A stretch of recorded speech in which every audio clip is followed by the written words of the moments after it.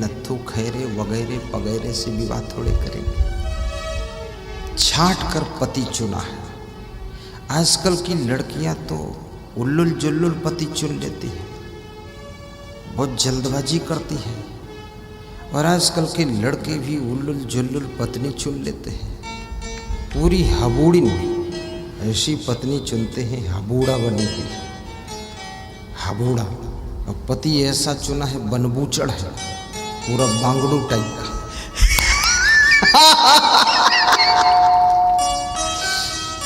और बाद को खूब चिल्लाते हैं कि हाय रे मेरा पति बहुत परेशान किए है, अरे मेरी पत्नी तो बिल्कुल चंडिका अवतार है। चिल्लाते रहो, कौन बचाएगा। और जल्दबाजी करो, ऐरी गहरी नत्थू खैरी मिल गई।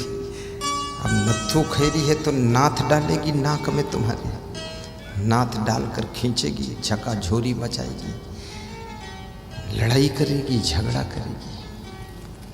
कितने लड़के लड़की विवाह करते हैं और सारी जिंदगी लड़ते झगड़ते बीत जाती है। पति पत्नी जब से बने हैं, घर में महाभारत शुरू है।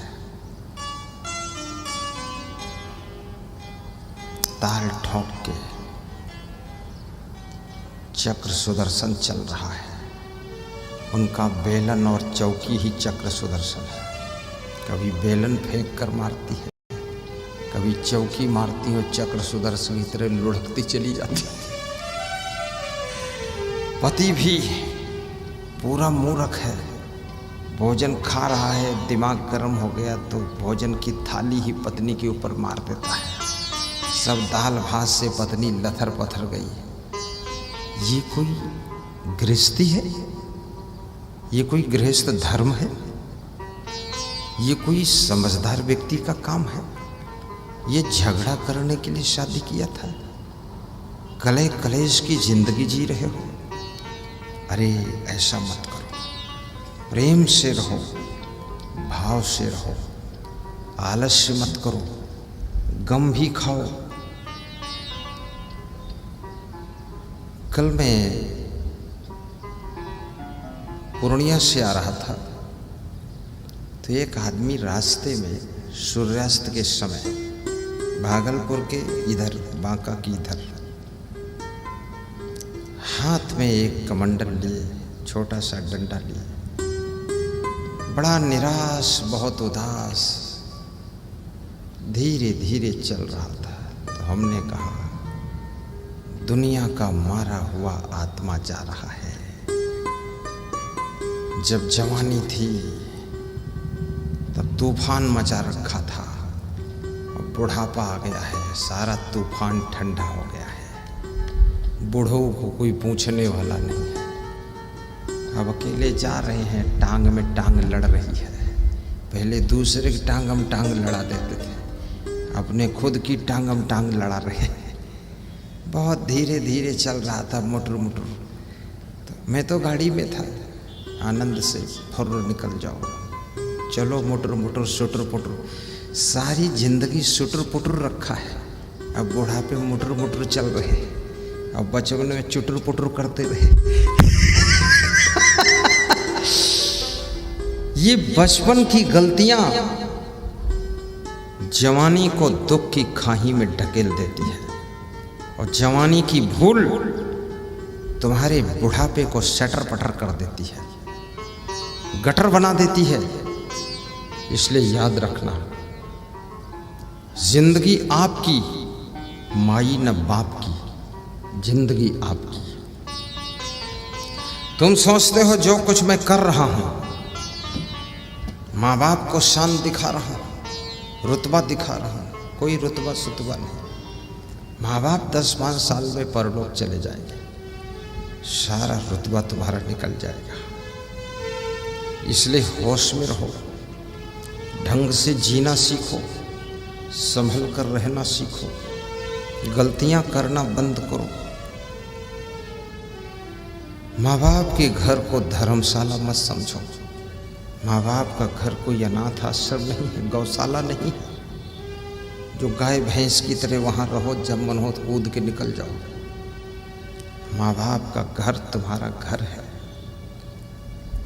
माँ बाप का सम्मान करो, उनकी मेहनत को भी देखो, उनकी परिश्रम को देखो, उनकी तपस्या को देखो, उनके कष्टों को जरा रीडिंग करो, उनकी तकलीफ़ों को देखो।